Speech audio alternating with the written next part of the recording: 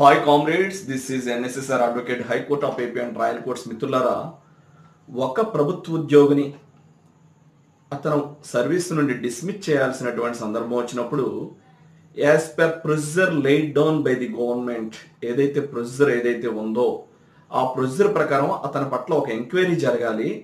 ఆ ఎంక్వైరీ జరిగి ఆ ఎంక్వైరీలో అతను ఆ విధమైనటువంటి నేరం చేసినట్లు రుజువైనప్పుడు అతన్ని డిస్మిస్ చేయడం అనేది జరగాలి. అలా కాకుండా without due process of enquiry, సరైనటువంటి విధానంలో ఏదైతే ప్రొసీజర్ ఉందో ఆ ప్రొసీజర్ ప్రకారం ఎంక్వైరీ జరగకుండా అతన్ని డిస్మిస్ చేయడం అనేది చెల్లదు. ప్రిన్సిపల్స్ ఆఫ్ న్యాచురల్ జస్టిస్కి ఎగ్నిస్ట్ అని గౌరవ హైకోర్టు వారు వారి యొక్క తీర్పులో వెల్లడించడం జరిగింది. ఒక ఉద్యోగి ఒక తప్పిదానికో ఒక నేరానికో పాల్పడినప్పుడు అతన్ని డిస్మిస్ చేయాల్సినటువంటి సందర్భం వచ్చినప్పుడు as per procedure, as per due procedure ఏదైతే ఉందో laid down by the law, ఈ ఒక ప్రొసీజర్ ఏదైతే యాజ్ పర్ లా ప్రొసీజర్ అనేది ఒక ఎస్టాబ్లిష్ చేయబడిందో ఆ ప్రొసీజర్ ప్రకారం అతని పట్ల ఎంక్వైరీ అనేది జరగాలి. అలా ఎంక్వైరీ జరగకుండా